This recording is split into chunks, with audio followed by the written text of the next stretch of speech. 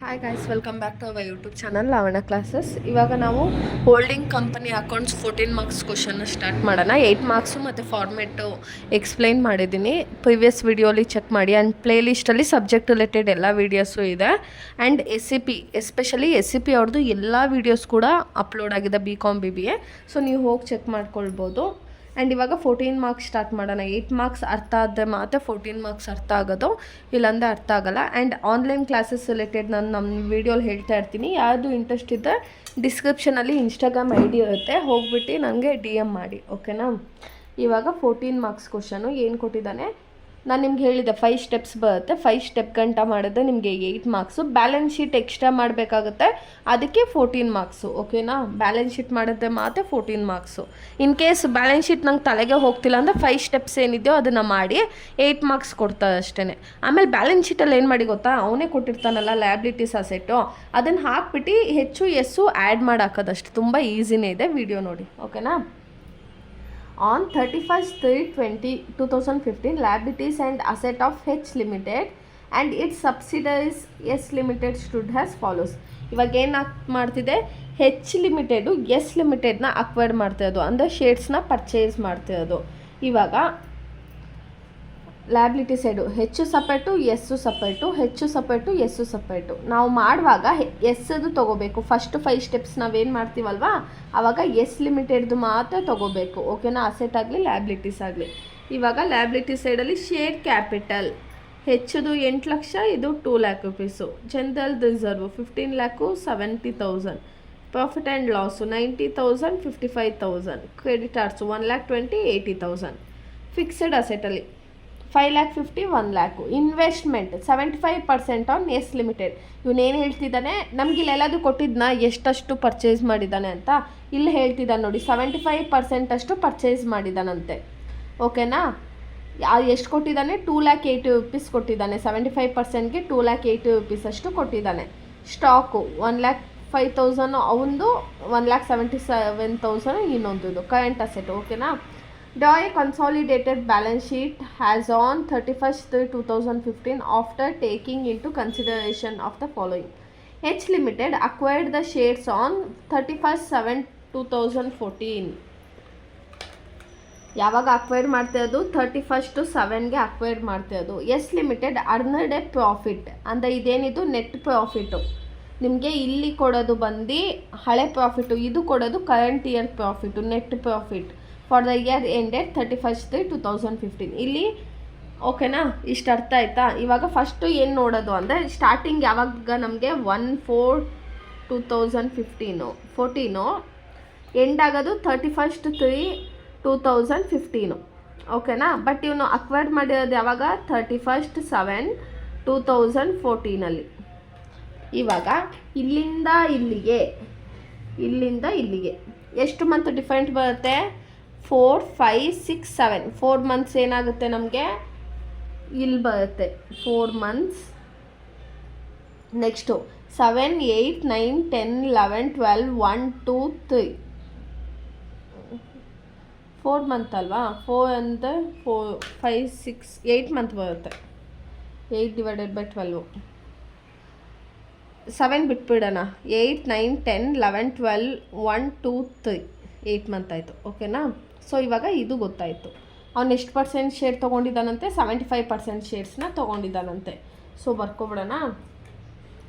First step ಏನು ಮಾಡೋದು ನಾವು, ಸ್ಟೆಪ್ 1 ಕ್ಯಾಲ್ಕುಲೇಷನ್ ಆಫ್ ರೇಷಿಯೋ.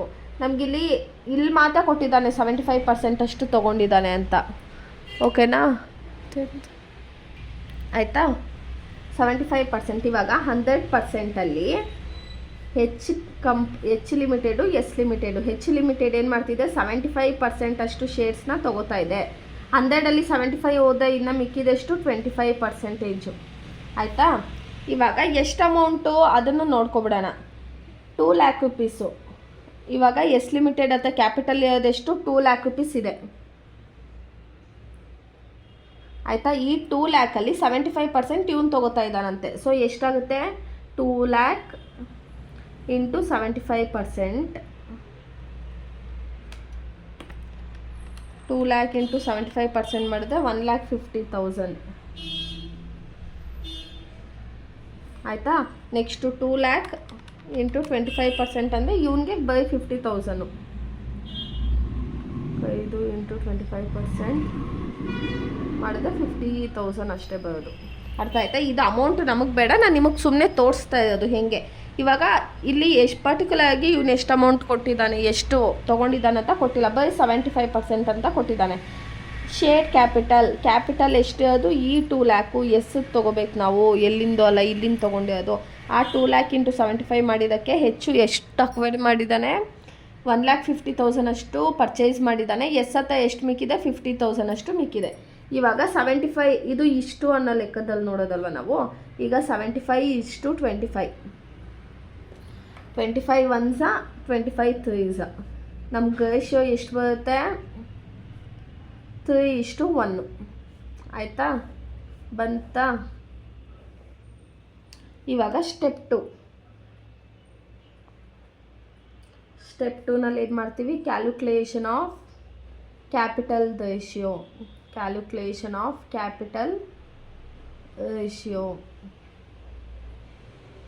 ಇದನ್ನು ಗೊತ್ತಾಯ್ತಲ್ವಾ, ಇದು ಓಪನಿಂಗು, ಇದು ಕ್ಲೋಸಿಂಗು. ಅವ್ನು ಪರ್ಚೇಸ್ ಮಾಡಿರ್ತಾನಲ್ಲ, ಇಲ್ಲಿಂದ ಇಲ್ಲಿ ಏನು ಇರುತ್ತೋ ಅದನ್ನು ನಾವು ಕ್ಯಾಪಿಟಲ್ ರೇಷಿಯೋನಲ್ಲಿ ತೊಗೋತೀವಿ, ಇಲ್ಲಿಂದ ಇಲ್ಲಿ ಅದನ್ನು ನಾವು ರೆವೆನ್ಯೂ ರೇಷಿಯೋನಲ್ಲಿ ತೊಗೋತೀವಿ. ಪರ್ಟಿಕ್ಯುಲರ್ ಅಮೌಂಟ್ ಕ್ಯಾಪಿಟಲ್ ರೇಷಿಯೋಲಿ ಏನೇನು ಐಟಮ್ಸ್ ಬರುತ್ತೆ, general reserve, profit and loss, net profit, ಇದು 3 ಐಟಮ್ಸ್ ಬರೋದು. ಇವಾಗ ಜನರಲ್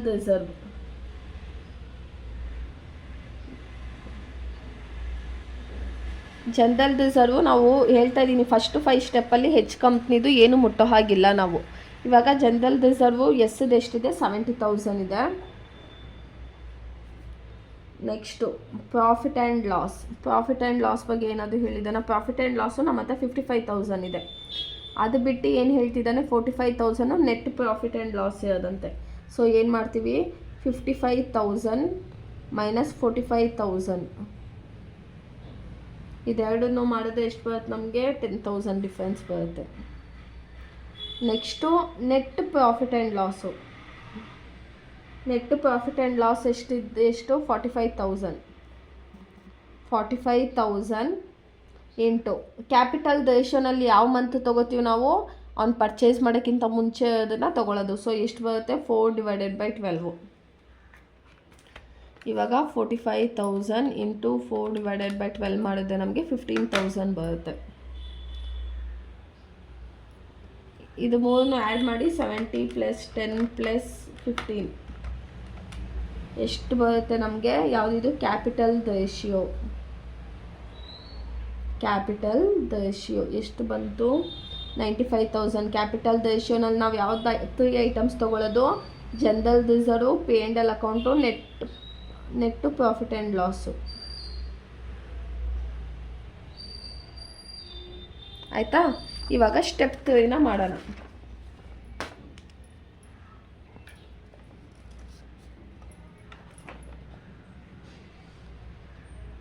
ಸ್ಟೆಪ್ 3ನಲ್ಲಿ ಏನು ಮಾಡ್ತೀವಿ, ಕ್ಯಾಲ್ಕುಲೇಷನ್ ಆಫ್ ರೆವೆನ್ಯೂ ಪ್ರಾಫಿಟ್. ಆಯಿತಾ. ರೆವೆನ್ಯೂ ಪ್ರಾಫಿಟಲ್ಲಿ ಯಾವ ಐಟಮ್ಸ್ ಬರುತ್ತೆ, ಬೈ ನೆಟ್ ಪ್ರಾಫಿಟ್ ಮಾತ್ರ ಬರೋದು. ಸೊ ಇಲ್ಲೂ ಪರ್ಟಿಕ್ಯುಲರ್ ಅಮೌಂಟ್ ಯಾವ್ದು ಬರುತ್ತೆ, ನೆಟ್ ಪ್ರಾಫಿಟ್ ಮಾತ್ರ ಬರೋದು. ನೆಟ್ ಪ್ರಾಫಿಟ್ ಎಷ್ಟಿದೆ, 45,000 ಇಂಟು ಇವಾಗ ಯಾವ್ದು ತೊಗೋತೀವಿ ಅಂದರೆ ಇಲ್ಲಿಂದ ಇಲ್ಲಿಗೆ ರೆವೆನ್ಯೂ ಪ್ರಾಫಿಟ್. ಕ್ಯಾಪಿಟಲ್ ಪ್ರಾಫಿಟ್ ಅಂದರೆ ಇಲ್ಲಿಂದ ಈ ಮಂತ್ ತೊಗೋತೀವಲ್ವ. ರೆವೆನ್ಯೂ ಪ್ರಾಫಿಟ್ ಅಂದರೆ ಅವ್ನು ಪರ್ಚೇಸ್ ಮಾಡಿದಾಗಿಂದ ಹಿಡಿದು ಕ್ಲೋಸ್ ಆಗೋ ಗಂಟ ಏನು ಕಷ್ಟಪಟ್ಟಿದ್ನೋ ಅವನು, ಅದನ್ನು ರೆವೆನ್ಯೂ ಪ್ರಾಫಿಟಲ್ಲಿ ಎಷ್ಟು ಬರುತ್ತೆ, 8/12. 45,000 ಇಂಟು 8/12 ಮಾಡಿದ್ರೆ ನಮಗೆ 30,000 ಬರುತ್ತೆ. ನೋಡಿ, ಇದೊಂದೇ ಐಟಮ್ ಇಲ್ಲಿ ಬರೋದು. ಓಕೆನಾ. ಇವಾಗ ರೆವೆನ್ಯೂ ಪ್ರಾಫಿಟ್ ಎಷ್ಟಿದೆ ನಮ್ಮ ಹತ್ರ, ರೆವೆನ್ಯೂ ಪ್ರಾಫಿಟ್ 30,000 ಇದೆ. ಆಮೇಲೆ ಇದನ್ನು ನೀವು ಒಂದ್ಸತಿ ಸಾಲ್ವ್ ಮಾಡಿದ್ರಿ, ನೀವು ಸಾಲ್ವ್ ಮಾಡಿದ್ರೇ ಅರ್ಥ ಆಗೋದು, ಇಲ್ಲಾಂದರೆ ಹೆಂಗೆ ಅರ್ಥ ಆಗುತ್ತೆ ಹೇಳಿ. ಆಮೇಲೆ ನೋಟ್ಸು ನೀವು ಥಿಯರಿ ಪಾರ್ಟು ಖಂಡಿತವಾಗ್ಲೂ ನೋಟ್ಸ್ ಸಿಗುತ್ತೆ, ಪ್ರಾಕ್ಟಿಕಲ್ ಯಾಕೆ ಸಿಗೋಲ್ಲ ಗೊತ್ತಾ, PDF ಮಾಡಿದಾಗ ಅದು ಸೈಜ್ ಜಾಸ್ತಿ ಆಗಿಬಿಡುತ್ತೆ, ಮೇಲಲ್ಲಿ ಸೆಂಡ್ ಮಾಡೋಕ್ಕಾಗಲ್ಲ ಮತ್ತು ಡ್ರೈವಲ್ಲಿ ಹಾಕೋದಕ್ಕೂ ಆಗಲ್ಲ. ಸೊ ಅದಕ್ಕೇ ಪ್ರಾಕ್ಟಿಕಲ್ ನೋಟ್ಸು ಕಳ್ಸೋದಕ್ಕಾಗಲ್ಲ ಅಷ್ಟೇ, ಇನ್ನೆಂಥದ್ದು ಪ್ರಾಬ್ಲಮ್ ಇಲ್ಲ ಕಳಿಸೋದಕ್ಕೆ. ಥಿಯರಿ ಪಾರ್ಟ್ ಅಂದರೆ DM ಮಾಡಿ ನಾನು ನೋಟ್ಸ್ ಕಳಿಸ್ಕೊಡ್ತೀನಿ. ಇವಾಗ ಸ್ಟೆಪ್ 4 ಏನು ಕ್ಯಾಲ್ಕುಲೇಟ್ ಮಾಡ್ತೀವಿ ನಾವು,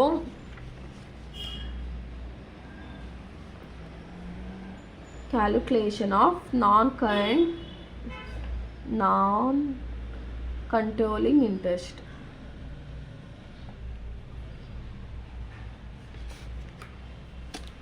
ಸೊ ನಾನ್ ಕಂಟ್ರೋಲಿಂಗ್ ಇಂಟ್ರೆಸ್ಟ್ ಯಾವುದು, ಎಸ್ ಲಿಮಿಟೆಡ್ದು ಏನೇನು ಐಟಮ್ಸ್ ಇದೆಯೋ ಮಿಕ್ ಪಕ್ಕಿದೆಲ್ಲ ತೊಗೊಬಂದು ಇಲ್ಲಿ ಹಾಕ್ಬೇಕು ನಾವು.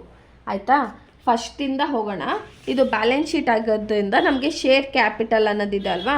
ಶೇರ್ ಕ್ಯಾಪಿಟಲ್ಲು ನಮ್ಮ ಹತ್ರ ಎಷ್ಟಿದೆ, ಎಸ್ ಲಿಮಿಟೆಡ್ದು 50,000 ಇದೆ, ಹೆಚ್ ಲಿಮಿಟೆಡ್ದು 1.5 ಲಕ್ಷ ಇದೆ, ಎಸ್ ಲಿಮಿಟೆಡ್ದು 50,000. 2 ಲ್ಯಾಕ್ ತೊಗೊಳ್ಳೋ ಹಾಗಿಲ್ಲ, ಯಾಕಂದರೆ 2 ಲ್ಯಾಕಲ್ಲಿ 75% ಆಲ್ರೆಡಿ ಹೆಚ್ ಲಿಮಿಟೆಡು ಪರ್ಚೇಸ್ ಮಾಡಿಬಿಟ್ಟಿದ್ದಾನೆ. ಇವಾಗ ಎಷ್ಟು ಮಿಕ್ಕಿದೆ ಎಸ್ ಲಿಮಿಟೆಡ್ ಹತ್ರ 50,000 ಮಿಕ್ಕಿದೆ ಅಲ್ವಾ, ಅದನ್ನು ಇಲ್ಲಿ ತೊಗೋಬೇಕು. ಏನಂತ ತೊಗೋತೀವಿ, ಶೇರ್ ಕ್ಯಾಪಿಟಲ್. ಕೊಟ್ಟಿದ್ದೆ ತೊಗೋತೀವಿ, ಕೊಟ್ಟಿಲ್ಲ ಅಂದರೆ ತೊಗೊಳ್ಳೋದಿಲ್ಲ. ಶೇರ್ ಕ್ಯಾಪಿಟಲ್ ಎಷ್ಟು, 50,000. Share capital 50,000. ನೆಕ್ಸ್ಟು ಏನು ಮಾಡ್ತೀವಿ, ನಮಗೆ ಇಲ್ಲಿ ಕ್ಯಾಪಿಟಲ್ ರೇಷಿಯೋನಲ್ಲೂ ಎಸ್ ಲಿಮಿಟೆಡ್ದು ಸ್ವಲ್ಪ ಪಾಲಿದೆ ಅಲ್ವಾ, ಸೊ ತೊಗೋತೀವಿ. ಸ್ಟೆಪ್ 2 ಎಷ್ಟು, 92,000. ಯಾವುದದು, ಕ್ಯಾಪಿಟಲ್ ರೇಷಿಯೋ. ಕ್ಯಾಪಿಟಲ್ ಪ್ರಾಫಿಟ್ ಅದು ರೇಷಿಯೋ ಅಲ್ಲ, ಎಷ್ಟಿದೆ, 95,000 ಇದೆ. ಇವಾಗ 95,000, ಈ 95 ತೊಗೋತೇವೆ ಯಾವುದೂ ಅಲ್ಲ. ಈ 95,000ಅಲ್ಲಿ ನಮ್ಮದು ರೇಷಿಯೋ ಎಷ್ಟಿದೆ, ಹೆಚ್ಚುದು 3/4 ಬರುತ್ತೆ, ಎಸ್ದು 1/4 ಬರುತ್ತೆ. ಓಕೆನಾ. ಇವಾಗ 95,000 ಇಂಟು 1/4, 95,000 ಇಂಟು 1/4 ಮಾಡಿದ್ರೆ ನಮಗೆ 23,750 ಬರುತ್ತೆ. ಆಯಿತಾ. ನೆಕ್ಸ್ಟು ರೆವೆನ್ಯೂ ಪ್ರಾಫಿಟ್ ಎಷ್ಟಿದೆ, 30,000 ಇದೆ ನಮ್ಮ ಹತ್ರ. ರೆವೆನ್ಯೂ ಪ್ರಾಫಿಟ್ 30,000 ಇಂಟು 1/4, 30,000 ಇಂಟು 1/4 ಮಾಡಿದ್ರೆ 7,500 ಬರುತ್ತೆ. ಅರ್ಥ ಆಗ್ತಿದೆ ಅಲ್ವಾ. ನಾನ್ ಕಂಟ್ರೋಲಿಂಗಲ್ಲಿ ಏನು ಮಾಡ್ತೀವಿ, ಶೇರ್ ಕ್ಯಾಪಿಟಲ್ ಕೊಟ್ಟಿದ್ದರೆ ತೊಗೋತೀವಿ, ಆಮೇಲೆ ಸ್ಟೆಪ್ 2 ಸ್ಟೆಪ್ 3ನ ಹಾಕ್ಕೊಂಡು ಬರೀ ಇವ್ನಿಗೆ ಎಷ್ಟು ಸಂಬಂಧಪಟ್ಟಿರುತ್ತೋ ಅಷ್ಟು ಶೇರ್ಸನ್ನ ಮಾತ್ರ ಕೊಡ್ತೀವಿ. ಇವಾಗ ಒಂದು ಬಿಸ್ನೆಸ್ ಸ್ಟಾರ್ಟ್ ಮಾಡಿದಾಗ ನಿಮ್ಮ ಫ್ರೆಂಡು 20% ಅಷ್ಟೇ ಇನ್ವೆಸ್ಟ್ ಮಾಡಿರ್ತಾನೆ ಅಂತ ಅಂದ್ಕೊಳ್ಳಿ, ಅವನಿಗೆ ಪ್ರಾಫಿಟ್ ನೀವು 80% ಕೊಡ್ತೀರಾ, 20% ಕೊಡ್ತೀರಾ, ಅದೇ ಥರ ಅವನದೆಷ್ಟು ಪಾಲಿದೆಯೋ ಅಷ್ಟನ್ನ ಮಾತ್ರ ನಾವು ಕೊಡ್ತಿದ್ವಿ. ಶೇರ್ ಕ್ಯಾಪಿಟಲಲ್ಲಿ ಅವನದೆಷ್ಟು ಪಾಲಿದೆಯೋ 50,000, ಕ್ಯಾಪಿಟಲ್ ಪ್ರಾಫಿಟಲ್ಲಿ 23,000 ಸಮಥಿಂಗು, ರೆವೆನ್ಯೂ ಪ್ರಾಫಿಟಲ್ಲಿ 7,500. ಸೊ ಇವಾಗ ಇದಿಷ್ಟನ್ನು ಆ್ಯಡ್ ಮಾಡಿದ್ರೆ ನಮಗೆ ನಾನ್ ಕಂಟ್ರೋಲಿಂಗ್ ಇಂಟ್ರೆಸ್ಟ್ ಸಿಗುತ್ತೆ. Non controlling interest 50,000 plus 23,750 plus 7,000 ಇಷ್ಟು ಆ್ಯಡ್ ಮಾಡಿದ್ರೆ 81,250 ಅಷ್ಟೇ ಅಂತ ಅವನಿಗೆ ಸಂಬಂಧಪಟ್ಟಿರೋದು. ಓಕೆನಾ. ಇವಾಗ step 5 good will. Step 5 calculation of good will. ಇಲ್ಲಿ ನೋಡಿ, ಲಾಸ್ ಆದರೆ ಇವಾಗ ಹೆಚ್ ಲಿಮಿಟೆಡು ಎಸ್ ಲಿಮಿಟೆಡ್ನ ಪರ್ಚೇಸ್ ಮಾಡಿದ್ದಾನಲ್ವಾ, ಇವನು ಎಚ್ ಲಿಮಿಟೆಡ್ಗೆ ಏನಾದರೂ ಸ್ವಲ್ಪ ಜಾಸ್ತಿ ಕೊಟ್ಟು ಇವಾಗ 1 ಲಕ್ಷಕ್ಕೆ ಬೆಲೆ ಬಾಳೋದನ್ನು ಇವನು 2 ಲಕ್ಷ ಕೊಟ್ಟು ತೊಗೊಂಡಿರ್ತಾನೆ ಅಂದ್ಕೊಳ್ಳಿ, ಆವಾಗ ಹೆಚ್ಚಿಗೆ ಲಾಸ್ ಅಲ್ವಾ ಆಗ್ತಿರೋದು. ಸೊ ಆ ಥರ ಲಾಸ್ ಆದರೆ ನಾವು ಗುಡ್ ವಿಲ್ ಅಂತ ಕೊಡ್ತೀವಿ. ಇನ್ ಕೇಸ್ ಅವನೇನಾದರೂ 50,000 ರೂಪಾಯಿ ಪ್ರಾಡಕ್ಟನ್ನ 1 ಲಕ್ಷ ಪ್ರಾಡಕ್ಟನ್ನು 50,000 ರೂಪಾಯಿಗೆ ಪರ್ಚೇಸ್ ಮಾಡಿದ್ದ 50,000ಗೆ ಪ್ರಾಫಿಟ್ ಆಗುತ್ತಲ್ಲ, ಇನ್ ಕೇಸ್ ಆ ಥರ ಏನಾದರೂ ಪ್ರಾಫಿಟ್ ಬಂದರೆ ನಾವು ಕ್ಯಾಪಿಟಲ್ ರಿಸರ್ವ್ ಅಂತ ನೇಮ್ ಕೊಡ್ತೀವಿ ಅದಕ್ಕೆ. ಆಯಿತಾ. ಇವಾಗ ಕ್ಯಾಲ್ಕುಲೇಷನ್ ಆಫ್ ಗುಡ್ ವಿಲ್ಲು ಇಲ್ಲ ಕ್ಯಾಪಿಟಲ್ ರಿಸರ್ವು. ಫಸ್ಟು ಪರ್ಟಿಕ್ಯುಲರ್ ಇದು ಗುಡ್ ವಿಲ್ ನಾವು ಬಂದು ಹೆಚ್ ಲಿಮಿಟೆಡ್ಗೆ ಎಷ್ಟು ಪ್ರಾಫಿಟ್ ಆಗಿದೆ, ಎಷ್ಟು ಇನ್ವೆಸ್ಟ್ ಮಾಡಿದ್ದಾನೆ ಅದನ್ನು ನಾವು ಇಲ್ಲಿ ನೋಡ್ತೀವಿ. ಆಯಿತಾ. ಇದು ಬಂದು ಎಸ್ ಲಿಮಿಟೆಡ್ದು, ಇದು ಬಂದು ಹೆಚ್ ಲಿಮಿಟೆಡ್ದು. ಕಾಣಿಸ್ತಾ ಇದೆಯಲ್ಲ, ಕಾಣಿಸ್ತಾ ಇದೆ.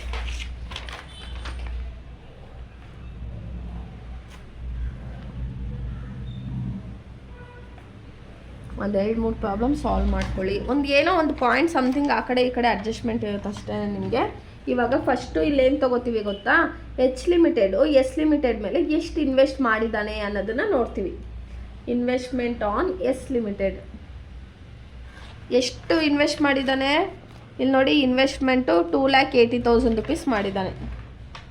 2,80,000 ಇಲ್ಲಿ ನೋಡಿ, ಕ್ಲೀನಾಗಿ ನೋಡ್ಕೊಳ್ಳಿ. ಕ್ವಶನಲ್ಲಿ ಏನು ಕೊಟ್ಟಿದ್ದಾನೆ, ಇನ್ವೆಸ್ಟ್ಮೆಂಟ್ 75% ಆನ್ ಎಸ್ ಲಿಮಿಟೆಡ್ 2,80,000 ಏನು ಮಾಡಿದ್ದಾನೆ, 2,80,000 ರುಪೀಸ್ ಅಷ್ಟು ಇನ್ವೆಸ್ಟ್ ಮಾಡಿದ್ದಾನಂತೆ.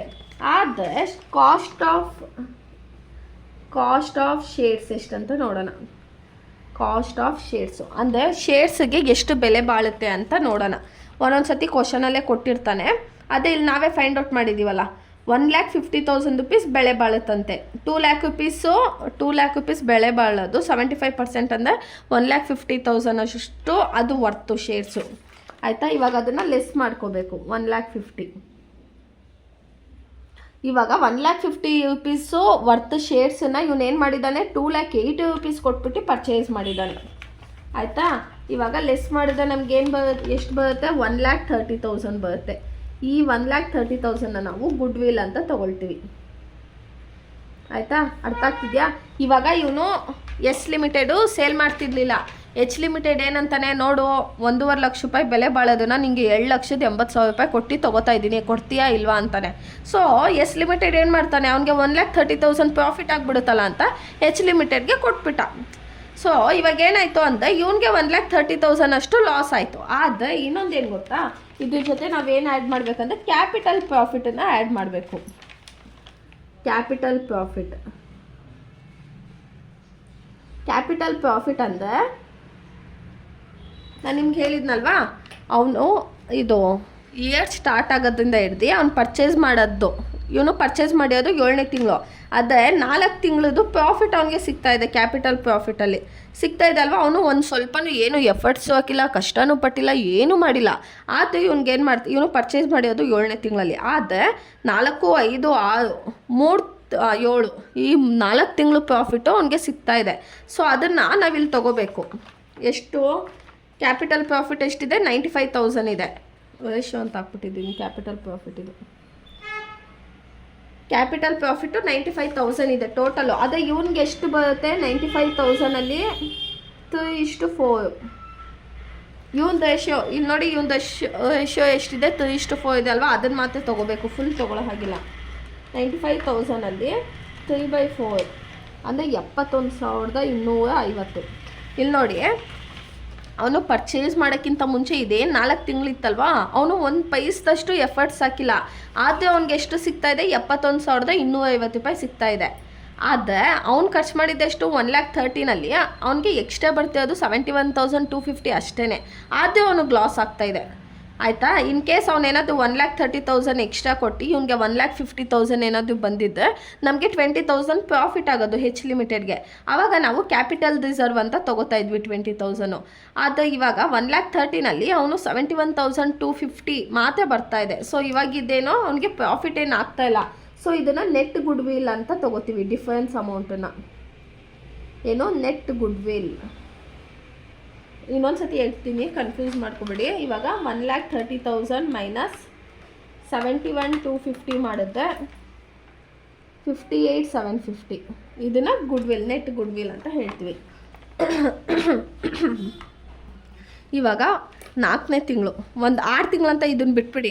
ಇವಾಗ ಏನು ಮಾಡ್ತಾನೆ ಅಂದರೆ ಕಂಪ್ನಿ ಸ್ಟಾರ್ಟ್ ಆಗಿರುತ್ತೆ. 6 ತಿಂಗಳಾದಮೇಲೆ ಇನ್ನೊಬ್ಬ ಬಂದು ಪರ್ಚೇಸ್ ಮಾಡ್ತಾನೆ. ಇವನಿಗೆ ಎಷ್ಟು ಪ್ರಾಫಿಟ್ ಸಿಗ್ಬೇಕು ಹೇಳಿ, ಬರೀ 6 ತಿಂಗಳದ್ದು ಸಿಗಬೇಕಲ್ವಾ.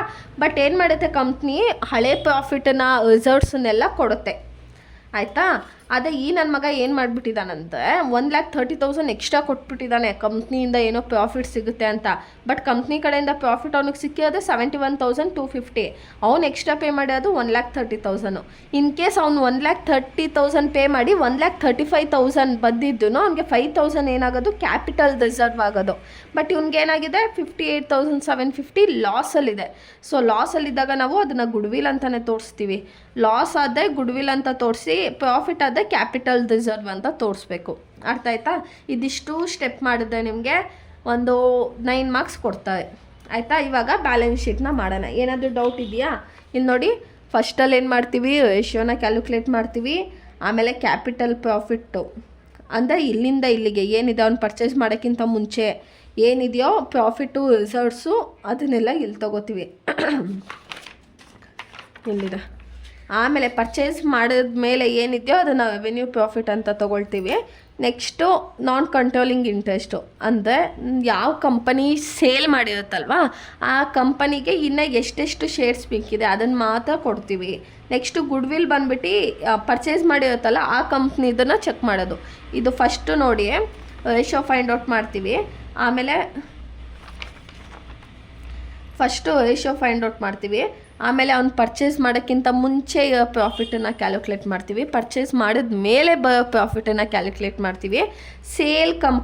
ಸೇಲ್ಸ್ ಕಂಪನಿದು ಎಷ್ಟಿದೆ ಅಂತ ನೋಡ್ತೀವಿ. ಪರ್ಚೇಸ್ ಮಾಡಿರೋ ಕಂಪನಿಗೆ ಪ್ರಾಫಿಟ್ ಆಗಿದೆಯಾ ಲಾಸ್ ಆಗಿದೆಯಾ ಅನ್ನೋದನ್ನು ನೋಡ್ತೀವಿ. ಓಕೆನಾ. ಇವಾಗ ಬ್ಯಾಲೆನ್ಸ್ ಶೀಟಿಗೆ ಹೋಗೋಣ.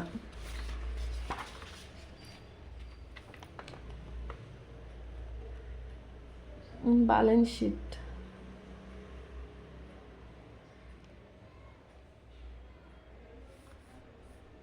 consolidated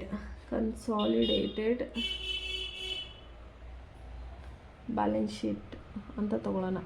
ಆಯಿತಾ. 31/3/15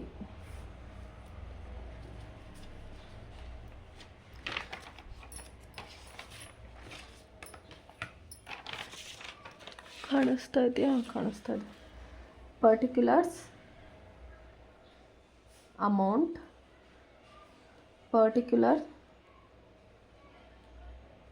ಅಮೌಂಟ್, ಆಯಿತಾ. ಈ ಕಡೆ ಸೈಡ್ ಏನು ಮಾಡ್ತೀವಿ ನಾವು, ಲ್ಯಾಬಿಲಿಟೀಸ್ ತೊಗೋತೀವಿ. ಈ ಕಡೆ ಸೈಡು ಅಸೆಟ್ಸ್ ತೊಗೋತೀವಿ. ಫಸ್ಟು ಇವಾಗ ಕ್ಲೀನಾಗಿ ಹೇಳ್ತೀನಿ ನೋಡ್ಕೊಳ್ಳಿ. ನಾವು ಆಲ್ರೆಡಿ ಫಸ್ಟ್ 5 ಸ್ಟೆಪ್ಸಲ್ಲಿ ಹಂಚಿಬಿಟ್ಟಿರ್ತೀವಲ್ಲ ಆ ಐಟಮ್ಸ್ನ ಇಲ್ಲಿ ತೊಗೊಳ್ಳೋ ಹಾಗಿಲ್ಲ. ಆಯಿತಾ. ಮತ್ತು ಫಸ್ಟ್ 5 ಸ್ಟೆಪ್ಪಲ್ಲಿ ನಾವು ಹೆಚ್ಚು ಲಿಮಿಟೆಡ್ದು ಏನೂ ತೊಗೊಂಡಿರಲಿಲ್ಲ. ಅದೇ ಬ್ಯಾಲೆನ್ಸ್ ಶೀಟಲ್ಲಿ ಹೆಚ್ಚದು ಎಸ್ದು ಇಬ್ಬರದು ತೊಗೋಬೇಕು. ಇವಾಗ ಫಸ್ಟ್ ಏನಿದೆ, ಶೇರ್ ಕ್ಯಾಪಿಟಲ್ ಇದೆ. ಶೇರ್ ಕ್ಯಾಪಿಟಲ್ ಎಷ್ಟಿದೆ? ಶೇರ್ ಕ್ಯಾಪಿಟಲ್ ಕಾಣಿಸ್ತಿದೆ ಅಲ್ಲ? ಹಾಂ, ಕಾಣಿಸ್ತಾ ಇದೆ. ಶೇರ್ ಕ್ಯಾಪಿಟಲ್ ಯಾಕಂದರೆ ಒಂದೊಂದು ಸತಿ ಬ್ಲರ್ ಆಗಿಬಿಡುತ್ತೆ, ಅದಕ್ಕೇ 8 lakh. ನಾನು ಶೇರ್ ಕ್ಯಾಪಿಟಲ್ ಯಾಕೆ ಬರೀ ಹೆಚ್ ಲಿಮಿಟೆಡ್ದು ತೊಗೋತಾ ಇದ್ದೀನಿ ಅಂದರೆ ಈ 2 lakh rupees ಇದೆ ಅಲ್ವಾ, ಅದು ಫಸ್ಟ್ 5 ಸ್ಟೆಪ್ಪಲ್ಲಿ ಎಲ್ಲರಿಗೂ ಹಂಚ್ಬಿಟ್ವಲ್ಲ ನಾವು.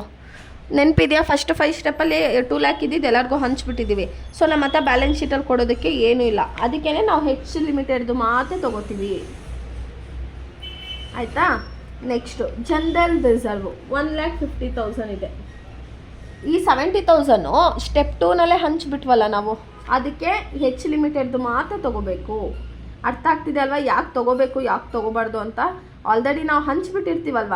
ಇವಾಗ ನಿಮ್ಮ ಹತ್ರ ತಿನ್ನೋಕ್ಕೆ ಏನಾದರೂ ಇದ್ದರೆ ತಾನೇ ನೀವು ಕೊಡೋಕ್ಕೆ. ಈಗ ನಿಮ್ಮಮ್ಮ 100 ರೂಪಾಯಿ ಕೊಟ್ಟಿರ್ತಾರೆ, ಎಷ್ಟು ದಿನಕ್ಕಾದ್ರೂ ಇಟ್ಕೊ ಅಂತ. ನೀವು 100 ರೂಪಾಯಿನ ಇವತ್ತೇ ತಿನ್ಕೊಬಿಟ್ರೆ ನಾಳೆಗೆ 100 ರೂಪಾಯಿ ಇರುತ್ತಾ? ಇಲ್ಲ ಅಲ್ವಾ. ಹಾಗೆಯೇ ಈ ಜನರಲ್ ರಿಸರ್ವ್ ಎಸ್ ಲಿಮಿಟೆಡ್ದು ನಾವು ಫಸ್ಟ್ 5 ಸ್ಟೆಪ್ಸಲ್ಲೇ ಹಂಚ್ಬಿಟ್ಟಿದ್ದೀವಿ. ಸೊ ನಮ್ಮ ಹತ್ರ ಇಲ್ಲಿ ದುಡ್ಡಿಲ್ಲ, ಬರೀ ಹೆಚ್ ಲಿಮಿಟೆಡ್ದು ಮಾತ್ರ ಇರೋದು. ಎಷ್ಟಿದೆ? 1,50,000. ಆಯಿತಾ. Next profit and loss account. Profit and loss account ಎಷ್ಟಿದೆ? 90,000 ಇದೆ. ಒಳಗಡೆ ತೊಗೊಳ್ಳೋಣ. 90,000 ಹೆಚ್ ಲಿಮಿಟೆಡ್ದು. ಆಯಿತಾ. 90,000 ಈ 55,000 ಹಂಚ್ಬಿಟ್ಟಿದ್ದೀವಿ. ಅದು ನಮಗೆ ರೆವೆನ್ಯೂ ಪ್ರಾಫಿಟಲ್ಲಿ ಬಂದಿರುತ್ತೆ. ಒಂದು ನಿಮಿಷ, ಇಲ್ಲಿಲ್ಲ ಅಲ್ಲ, ಇಲ್ಲಿ ನೋಡಿ. ರೆವೆನ್ಯೂ ಪ್ರಾಫಿಟಲ್ಲಿ ನಮಗೆ 30,000 ರೂಪಾಯಿ ಬಂದಿದೆ ಅಲ್ವಾ. ಈ 30,000 ರೂಪಾಯಿನ ತೊಗೊಳ್ತೀವಿ. ಏನು ಮಾಡ್ತೀವಿ, ಇಲ್ಲಿ ಸ್ಟಾರ್ ಮಾರ್ಕ್ ಹಾಕಿರ್ತೀನಿ ನೋಡಿ. 30,000 ರೆವೆನ್ಯೂ ಪ್ರಾಫಿಟಲ್ಲಿ ಇದೆಯಲ್ಲ ಅದನ್ನು ತೊಗೋತೀವಿ. ರೆವೆನ್ಯೂ ಪ್ರಾಫಿಟಲ್ಲಿ ಅದನ್ನು ತೊಗೊಳ್ತೀವಿ. ಈ 30,000 ಇಂಟು ಹೆಚ್ ಲಿಮಿಟೆಡ್ದು ಎಷ್ಟಿದೆ ಅದನ್ನು ಮಾತ್ರ ತೊಗೋಬೇಕು ನಾವು, ಯಾಕಂದರೆ ಎಸ್ ಲಿಮಿಟೆಡ್ದು ಏನೂ ಇಲ್ಲ ಅಲ್ಲಿ. 30,000 ಇಂಟು 3/4 ಮಾಡಿದ್ರೆ ನಮಗೆ 22,500 ಬರುತ್ತೆ.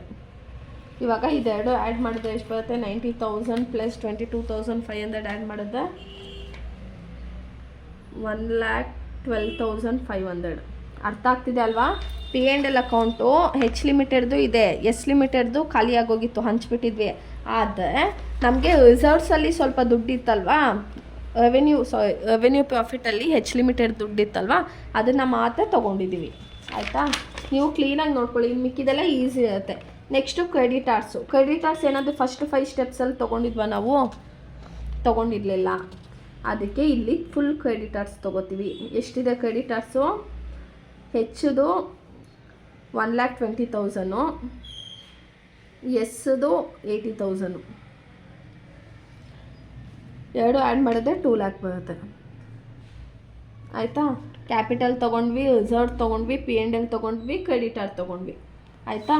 ಇವಾಗ ಈ ಕಡೆ ಸೈಡ್ ಬರೋಣ. ಏನಿದೆ? ಫಿಕ್ಸ್ಡ್ ಅಸೆಟು ಫಸ್ಟ್ 5 ಸ್ಟೆಪ್ಸಲ್ಲಿ ತೊಗೊಂಡಿದ್ವಾ? ಇಲ್ಲ. ಅದಕ್ಕೆ ಫಿಕ್ಸ್ಡ್ ಅಸೆಟು 5,50,000 1 lakh ತೊಗೊಬಿಡೋಣ. ಫಿಕ್ಸ್ಡ್ ಅಸೆಟ್ ಎಷ್ಟಿದೆ? ಹೆಚ್ಚದು 5,50,000 ಇದೆ, ಎಸ್ದು 1 lakh ಇದೆ. ಸೊ ಟೋಟಲ್ ಎಷ್ಟಾಯಿತು? 6,50,000 ಆಯಿತು. ಆಯಿತಾ? ಇನ್ವೆಸ್ಟ್ಮೆಂಟು ತೊಗೊಂಡ್ಬಿಟ್ಟಿದ್ದೀವಿ, ಫುಲ್ ತೊಗೊಬಿಟ್ಟಿದ್ದೀವಿ. ಇಲ್ಲಿ ತೊಗೊಳ್ಳಲ್ಲ. ಸ್ಟಾಕ್ ಎಷ್ಟಿದೆ? 1,05,000 1,77,000. ಯಾವುದಿದು? ಸ್ಟಾಕ್ ಅಲ್ವಾ?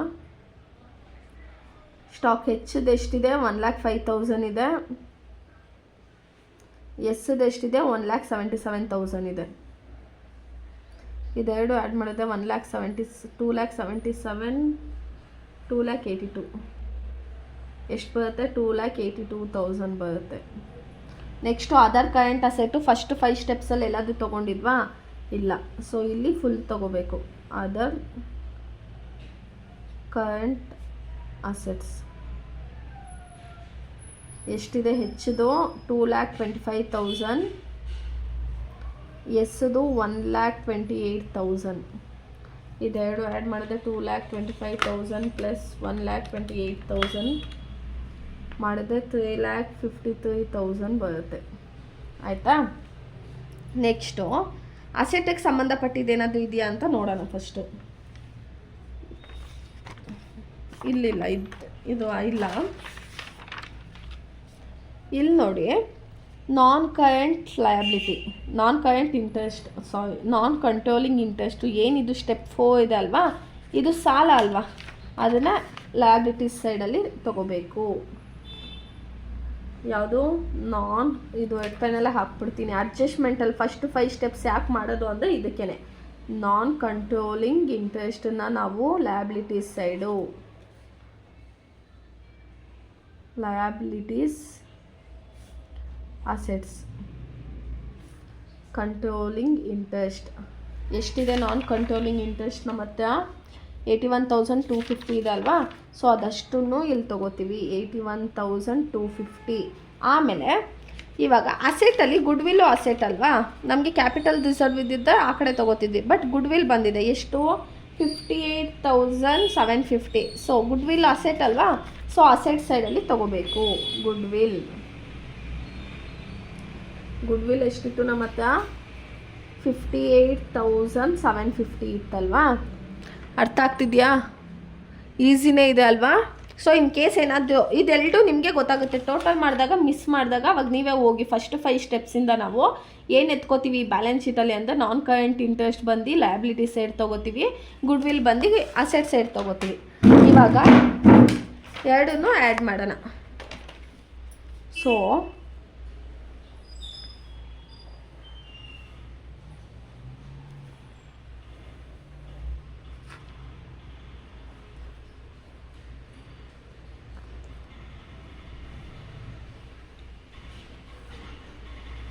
ನಾವು ಫಸ್ಟ್ 5 ಸ್ಟೆಪ್ಸಲ್ಲಿ ಏನು ತೊಗೊಂಡಿರ್ತೀವೋ ಹಂಚ್ಬಿಟ್ಟು ಅದನ್ನು ಬ್ಯಾಲೆನ್ಸ್ ಶೀಟಲ್ಲಿ ನಮ್ಮ ಹತ್ರ ಏನು ಮಿಕ್ಕಿಲ್ಲ ಕೊಡೋದಕ್ಕೆ.